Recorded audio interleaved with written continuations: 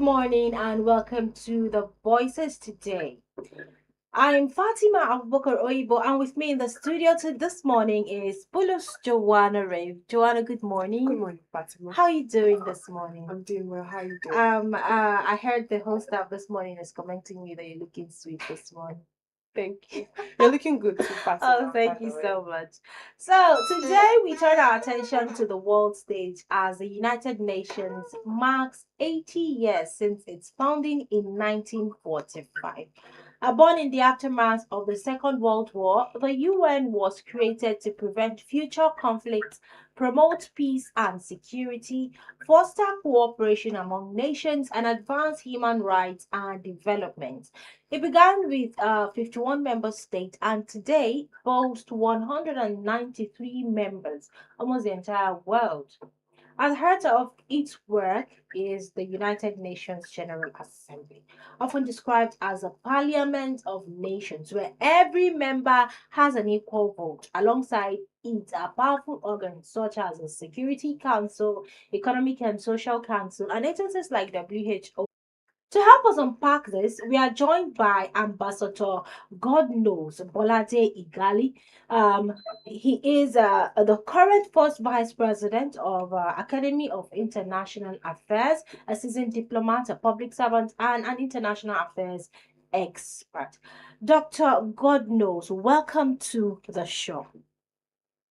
Thank you very much. Welcome to the Voices, where voices are heard and actions are being taken. So let's quickly start because before we start the program, we started the program. Dr. Godnose told us that he just really want to be with us briefly, right, Joanna? Yes. And we don't want to waste too much of his time. So very, very quickly, Dr. Godnose, at 80 years, how would you assess the legacy of the UN since its founding in 1945? Well, thank you very much. We can say the history UN has done well. At least in the history you mentioned, that the UN General Assembly is a voice of every nation. It is people's parliament and the voices of countries, voices of people that otherwise could not have been heard, cannot be heard in the UN. They can go there and formulate and talk about the things that worry their people. Micro states, small states, and say their own views to the of big states to raise power. So that's one aspect. Number two, the fact that you are going to mention UN is actively involved in specialized bodies involved in education, like UNICEF, UNESCO, then water supply, women empowerment, sanitation, and so many other issues that the UN is tackling. Poverty alleviation, climate change.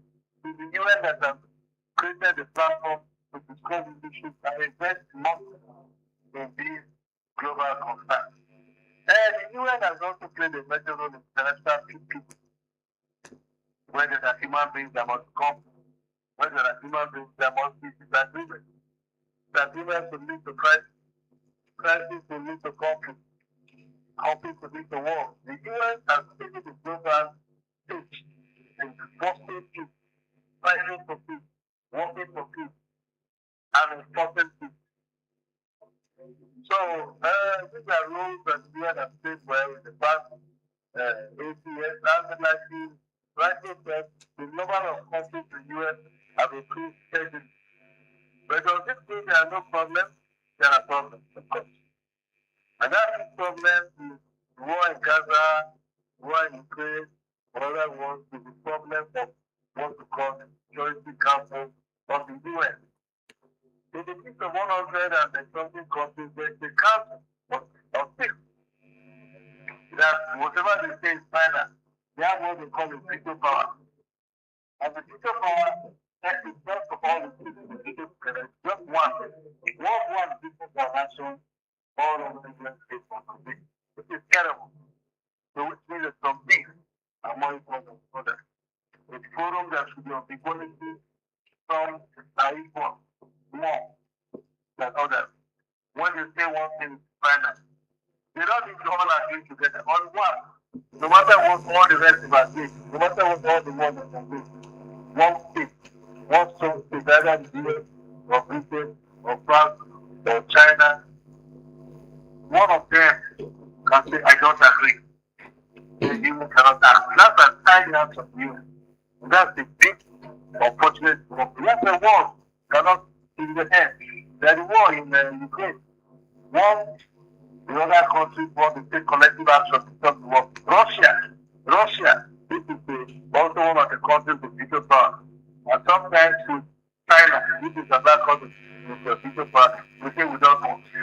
And then the collective action for peace cannot take place.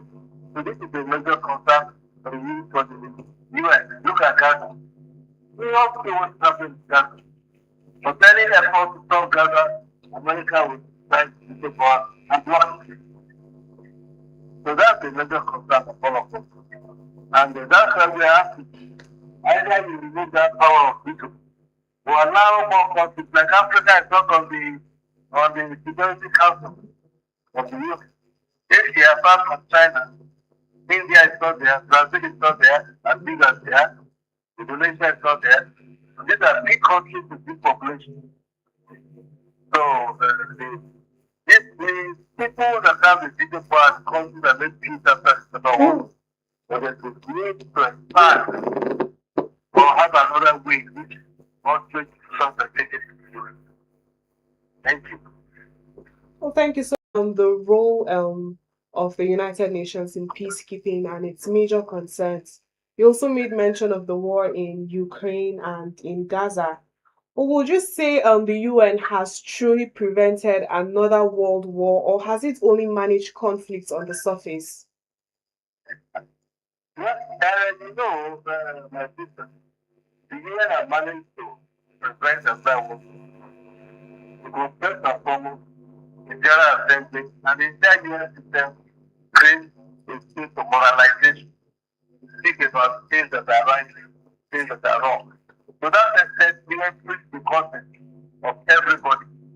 The UN also has, from the time of Sofiana, actually the time of Mrs. Gaza, who was from Egypt, what they call preventive diplomacy. When the UN sees that there's likely to be war something, they set up a special envoy of the speakers of the general and the defensive general to go there and start talking to both parties. Like we have a lot of elections and a lot of areas where conflicts arise. There's the defensive general will send a special envoy. So we have, for example, a special envoy on West Africa.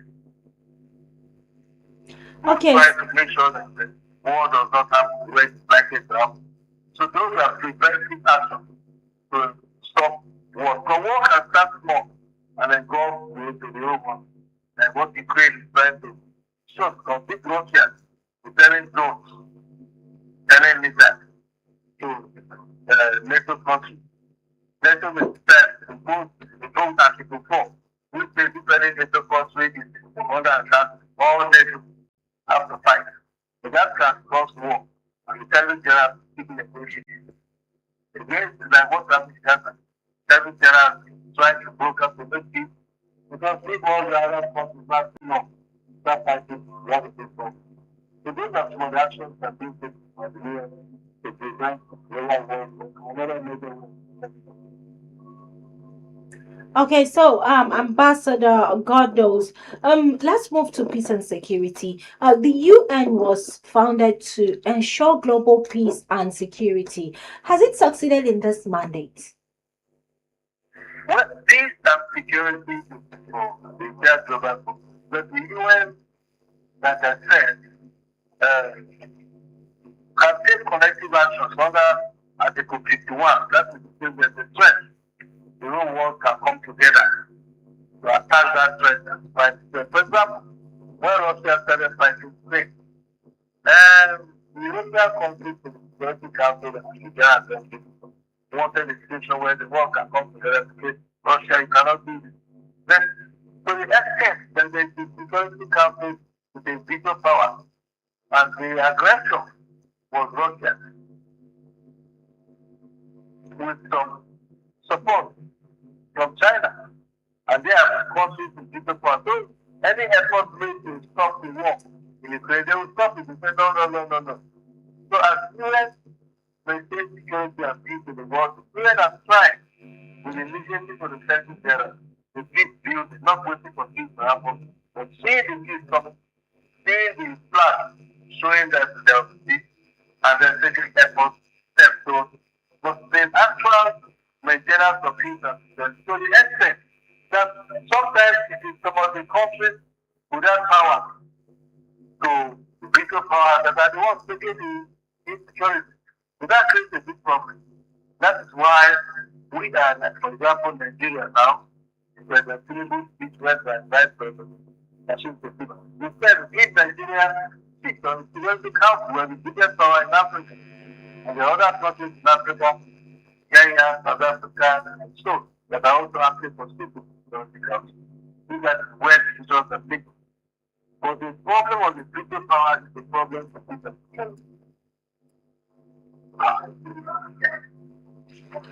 Well, sir, you mentioned the efforts of the UN in maintaining peacekeeping. How do you reconcile the UN's peacekeeping achievements with failures in places like Rwanda, Syria, or Ukraine?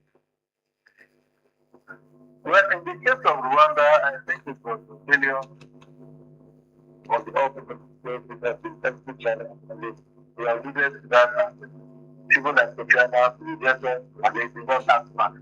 So Rwanda was not a peaceful of interest to any of the big powers. Members of the permanent, what they call peace former five countries.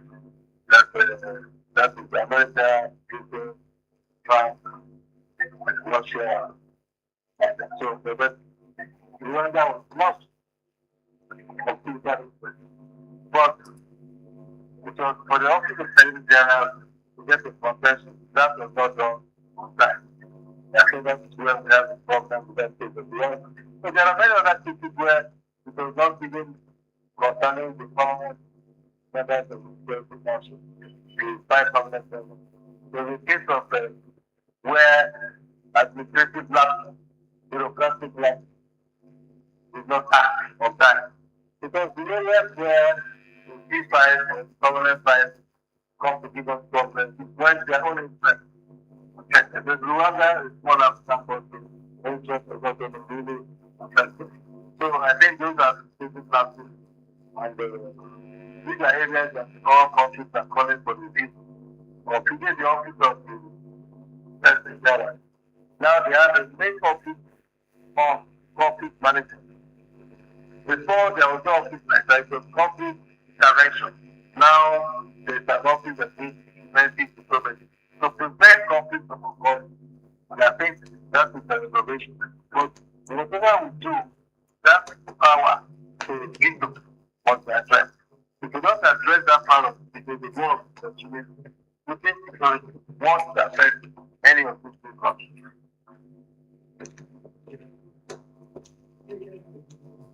So, Doctor, God knows, the ongoing war in Gaza has raised accusation of genocide and brought renewed calls for Palestinian state. Has the UN done enough to prevent mass atrocities? And America is the chairman, more or less, of the permanent five countries. And America is the biggest principal, apart from the fact that America has the strongest army in the world. And America feels that whatever president will give a lot to it. So, with every effort, the patriotic countries like France, Spain, Spain is not a permanent member, but strong member in the country, the global health, are trying to pressure the Security Council to take some preventive action. America not online. That is where we start. So, it comes back to the question of that power to say we don't agree. We must look into the issue of a veto power. If you are only listening with five people, and out of five, four states don't agree, and one state agrees, the five states will adjust. But in this case, one certain member says, I don't agree, that action cannot take. So any effort by France, any effort by Britain, any effort by maybe Russia, for them to bring peace. Okay, so many in Africa argue that the UN system still favors a powerful nation. Do you share this view? Yes, and about 70% of the work, the economy, we are being built by other countries. It is what we gain independence that we entered doing. So when they met, they think that, for example, like that person, it was only Ethiopia that was there with them. Other African countries were not there, were not independent. So these are different to less than Nigeria, but they were really independent countries. So these are issues that have to be addressed. So the system of the US, the system that was promoted was to protect the powerful ones. So what did they do? Because there's a general assembly for us to begin their next resolution, which are only aside place. But then they now have a small nucleus, a small conflict, a small cabal of countries that they want to say we don't agree. We don't agree. So that's these are the rich powerful countries. And but then listen, these powerful countries are coming down. For example, the Gulf states have a lot of money, resources to participate in international community, Saudi Arabia, and other countries. For example, countries like Brazil, because very powerful, countries like India, and because very powerful. But at the time that the UN was formed, India got independent in 1947, about 2 years after the Gulf War was ended, when the UN was formed. So, India is just a member of the Security Council. What am I saying? Now these powerful countries have also come up. But still, they are locked up from being members of the Security Council. So the Security Council is a permanent member. So the Security Council must be looking, they could have a Security Council out of the 100 and something countries, 160 countries. We need to have like a small group that can take it. But that once one of the five we are not agree, that is just cannot have to be repeated. But all these things said cannot retain the fact that the UN has done. The UN has done very well the social matters or the economic matters, on matters that affect human beings in small countries. The UN is going to want to fighting hunger, fighting disease, and fighting poverty, fighting the rights of women, fighting for the climate, fighting for the environment, and all manner of things that we must appreciate the UN for these things. And I go for like I said that the UN creates a forum where the smallest can commingle, can intersect and live with the strongest nature. And at least your voice will be heard, even if what you speak is not better before. And Dr. Godnels, looking ahead, what must the UN do in its next decade to remain effective and credible? Well, to remain effective, the UN must be able to bring down the power of the weak.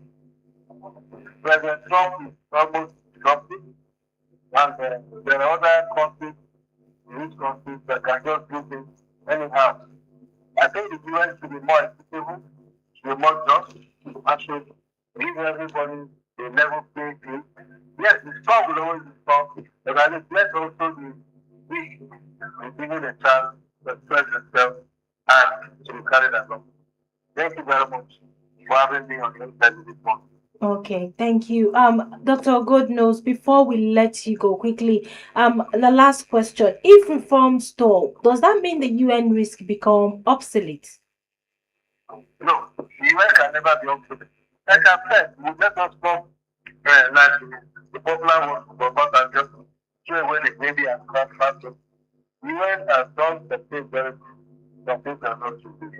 The UN, those things that just done well, must do with the well. So I think it's coming for us to keep advocating for reform on Christian and so that very soon the UN will reform the UK to the best of us. Okay, Dr. Godnose, we'll have to let you go, seeing that you have other commitments, but it was an amazing discussion with you. So, as the United Nations turns 80, its story is one of triumphs, contradictions, and unfinished business, from peacekeeping to human rights development to climate action. The UN remains central to global governance, yet questions about its effectiveness and fairness persist. Nowhere are these questions sharper than in Gaza and Palestine, where charges of genocide and calls for self-determination test the UN's credibility before the entire world. Perhaps the UN's greatest strength is that it provides a platform where all nations, big and small, have a voice. Its greatest weakness, the same politics and power struggles that shape our world. We have been speaking with Ambassador God knows Igali on the topic, and he is the current first vice president, Academy of International Affairs. On the topic United Nations at 80, a success or failure. Thank you, Ambassador, and thank you, our viewers, for joining us on The Voices. We'll go on a short break, and when we come back, we'll discuss some of the contemporary issues and controversial issues that have been happening this week. Stay with us, don't go anywhere.